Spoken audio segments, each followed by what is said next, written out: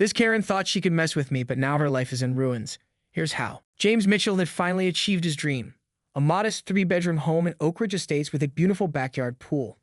After years of saving and working overtime at his engineering firm, the 34-year-old first-time homeowner was thrilled to move into a proper neighborhood with his daughter Lily.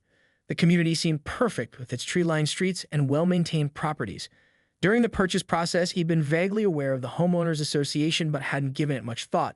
That changed when he received his first email from Patricia Winters, the HOA president, welcoming him to the neighborhood with a 27-page attachment of rules, regulations, and bylaws that required his immediate attention. James sat at his kitchen counter, surrounded by half-unpacked boxes, scrolling through Patricia's extensive document on his laptop. Lily, his 9-year-old daughter, was arranging her collection of stuffed animals on her new bedroom shelf upstairs. The afternoon sun filtered through the kitchen windows, illuminating the floating dust particles from their move-in. He sighed and ran his fingers through his dark hair, slightly graying at the temples despite his relatively young age. The single father had enough on his plate coordinating school transfers and managing his increased mortgage without diving into the minutiae of acceptable mailbox dimensions and approved exterior paint colors. "Dad, come see how I arrange everything," Lily called from upstairs, providing a welcome interruption. "Be right there, sweetheart," he replied, closing his laptop. As James walked through his new home toward the stairs, he paused to glance out the back windows at the swimming pool that had sold him on the property. The water sparkled invitingly in the late spring sunshine. It needed some work. The tile was chipped in places and the deck had some minor cracks. But James envisioned summer evenings relaxing poolside while Lily practiced for swimming. After losing her mother to cancer 3 years earlier, Lily had found comfort and confidence in swimming lessons. The pool had been worth the extra stretch financially. The doorbell rang just as he reached the staircase. James opened the front door to find a middle-aged woman with immaculately styled blonde hair, wearing pressed khaki slacks and a polo shirt, with an Oak Ridge Estates HOA logo embroidered on the chest. Her smile didn't quite reach her eyes as she extended her hand. "You must be Mr. Mitchell. I'm Patricia Winters, president of the Homeowners Association. I trust you received my email?" James nodded, shaking her hand. "Yes, I was just looking it over. It's quite comprehensive." Patricia's smile tightened. "We maintain high standards in Oak Ridge. That's why our property values remain strong." She peered past him into the foyer, where moving boxes. Within his first month, James received 3 violation notices for infractions he hadn't known existed. His trash can had been visible from the street for more than 12 hours after collection. The shade of blue he used to repaint his mailbox was cerulean sky instead of the approved bluebird morning. And the inflatable pool floats he and Lily enjoyed were considered inappropriate lawn ornaments when left outside overnight. Each interaction with Patricia grew more tense. Neighbors warned James in hushed tones that Karen, as they called her behind her back, had been terrorizing the neighborhood for years, using her position to enforce increasingly arbitrary rules while exempting her own property from scrutiny. James stared at the latest violation notice that had been placed in an official-looking envelope and tucked halfway under his welcome mat. The morning dew had caused the red ink violation stamp to bleed slightly at the edges. He picked it up along with a newspaper and brought both inside where Lily was eating breakfast before school. "Another one, Dad?" she asked, spoon hovering over her cereal bowl. At 9 years old, she was perceptive enough to notice her father's furrowed brow whenever these notices appeared. "It's nothing, sweetheart. Just some neighborhood rules I'm still learning," James replied, trying to keep his tone light as he scanned the document. This time, the inflatable unicorn and flamingo pool floats they'd left drying on the patio furniture overnight were deemed inappropriate lawn ornaments that created visual pollution visible from the community walking path behind their property. "But everyone has pool toys," Lily said, her small face scrunching in confusion. "I know, honey. Finish your breakfast so we're not late for school." James tucked the notice into a growing folder he kept in his desk drawer. Later that afternoon, while Lily was at her after-school program, James decided to take a walk around the neighborhood. He barely made it to the end of his street when he noticed Ryan, the teenager with a golden retriever, mowing an elderly neighbor's lawn. "Hey there," James called, walking over. "Ryan, right?" The boy nodded, pausing the mower. "Mr. Mitchell, how's the HOA treating you?" He grimaced slightly. 3 violations and counting," James admitted with a rueful smile. "I didn't realize pool floats were considered lawn ornaments." Ryan rolled his eyes. Classic Patricia. "My mom says she has nothing better to do than patrol the neighborhood with her clipboard and camera. Dad calls her Hurricane Karen because she destroys everything in her path." An older woman appeared at the front door with 2 glasses of lemonade. "Ryan, who are you chatting with instead of finishing Mrs. Peterson's lawn?" "Sorry, Mom. This is Mr. Mitchell. He moved into the old Bradford place. He's already on Patricia's radar. The woman walked over, extending her hand. Grace Henderson. Welcome to Oak Ridge, though I see you've already experienced our local governance. She handed James one of the lemonades. Thanks, James Mitchell.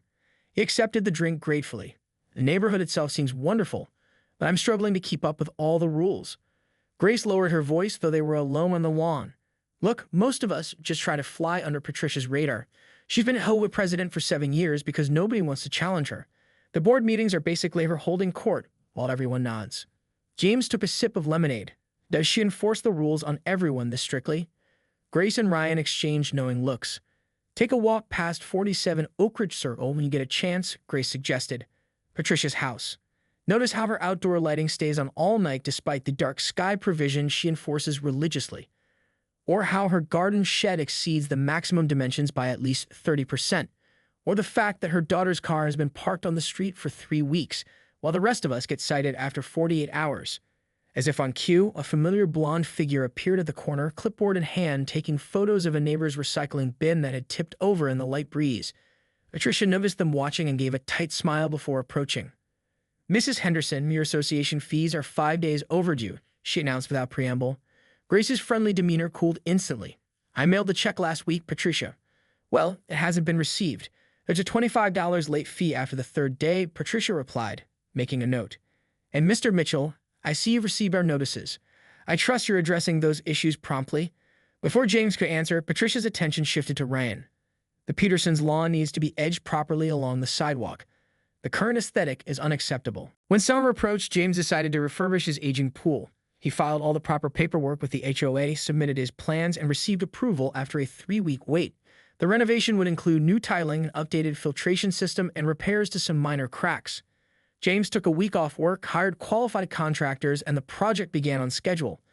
The first 3 days went smoothly until Patricia appeared in his backyard unannounced, clipboard in hand, insisting that the shade of blue tile James had selected was substantially different from the sample he'd submitted, despite the contractor's assurance they were identical. The late May sun beat down on James' back as he stood in his partially drained pool, helping the contractors remove the old, cracked tiles along the waterline. He'd taken a full week off work to oversee the renovation, determined to have the pool ready for Lily's summer break. The previous night, it celebrated the project's approval with a last swim party, just the two of them, eating pizza poolside and taking final dips in the water before it would be unusable for the next 2 weeks. Hand me that scraper, would you? Marco, the lead contractor, called to his assistant. The team had been making excellent progress, and James was impressed with their efficiency. Marco had come highly recommended by the Hendersons, who had renovated their own pool 2 years earlier.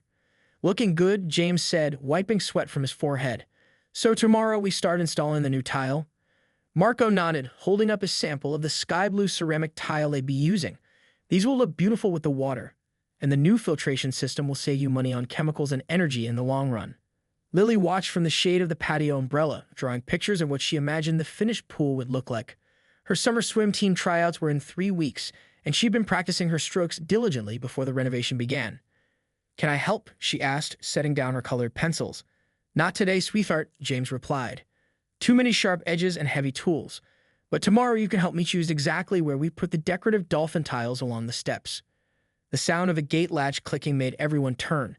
Patricia Winters stood at the entrance to the backyard, her expression as cold as the pool water had been before they drained it. She wore crisp white capri pants and a navy blue polo shirt with the HOA logo, her ever-present clipboard tucked under one arm. Mr. Mitchell, she said, not bothering with pleasantries. I don't recall authorizing a pool renovation of this scale. James stepped out of the pool, grabbing a towel to wipe his hands. I submitted all the paperwork 3 weeks ago, Mrs. Winters. The board approved it last Thursday. I have the signed authorization right inside. I'm aware of the approval, Patricia replied, her gaze sweeping critically over the worksite. However, I'm concerned about several discrepancies between what was approved and what I'm observing. She stepped closer to the pool's edge, careful to keep her white shoes clean. Patricia issued a stop work order claiming authority she didn't actually possess.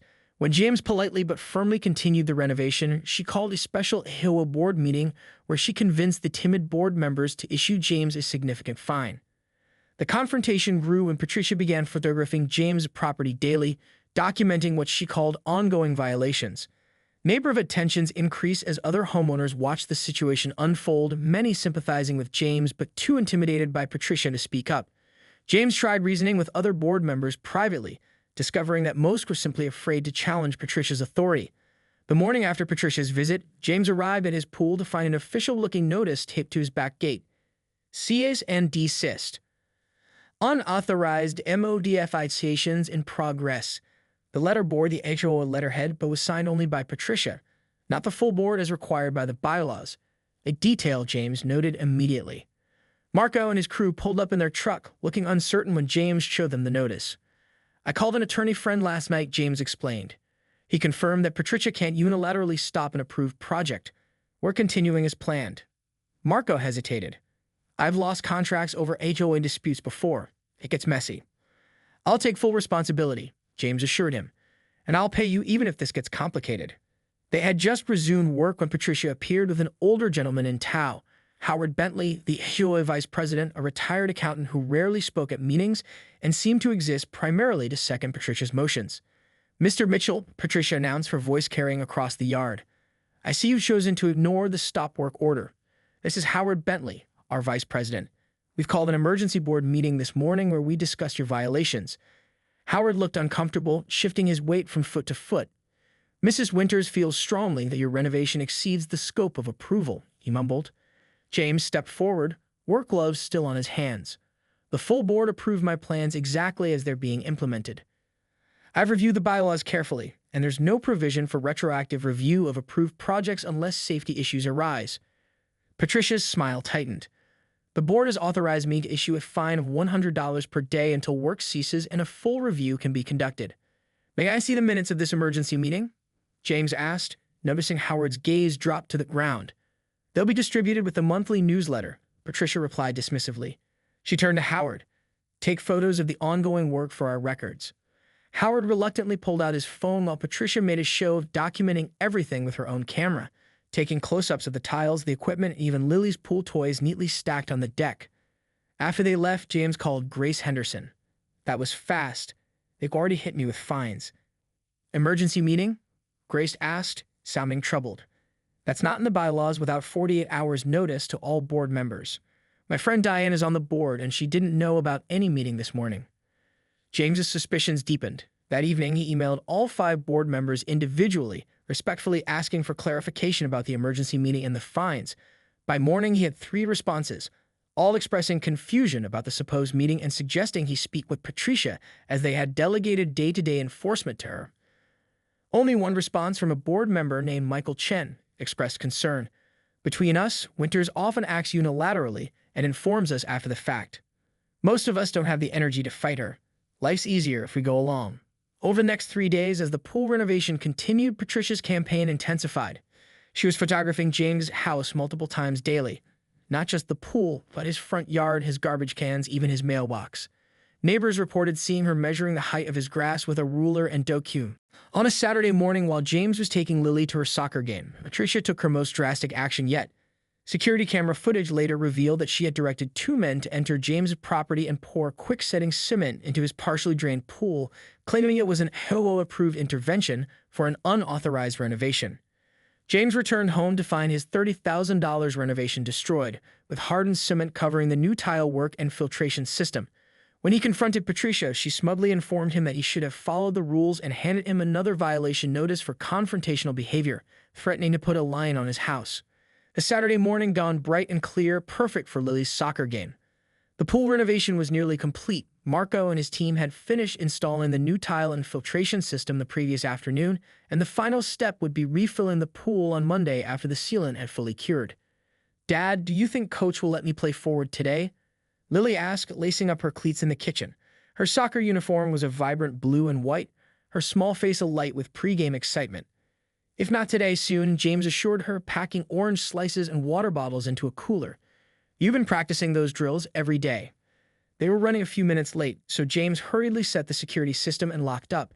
He caught a glimpse of Patricia standing in her driveway 3 houses down, talking intently with 2 men in work clothes beside a pickup truck with Valley Maintenance painted on the side. James thought it odd for contractors to be working on a Saturday morning, but he had no time to dwell on it. They were already late for Lily's warm-up. The soccer game was a welcome distraction from the HOA drama. Lily's team won 2-1 with Lily playing an impressive defensive game that earned high praise from her coach. After the game, several parents invited James and Lily to join them for pizza, an invitation James gratefully accepted. It was the first normal, pleasant social interaction he'd had with neighborhood families since the pool dispute began. "We've all been watching what's happening with your pool situation," one father said quietly while the children were occupied with arcade games at the pizza parlor. "Patricia's gone too far this time.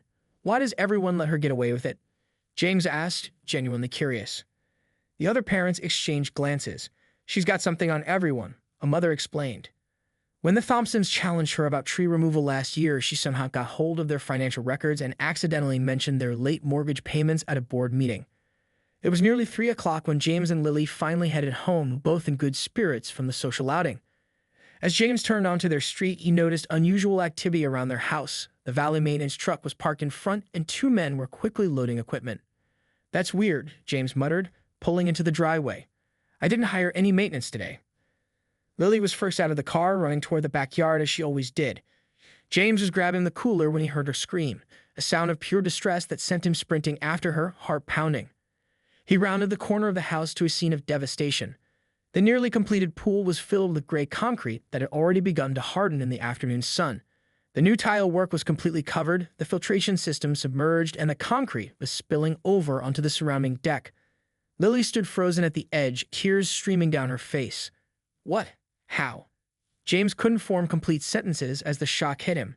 The pool that had been nearly finished that morning, the pool that meant so much to Lily, was now a solid block of concrete. He heard a vehicle starting and ran back to the front yard in time to see the maintenance truck speeding away. Across the street, Patricia Winters stood watching, arms folded across her chest, a small smile playing at the corners of her mouth.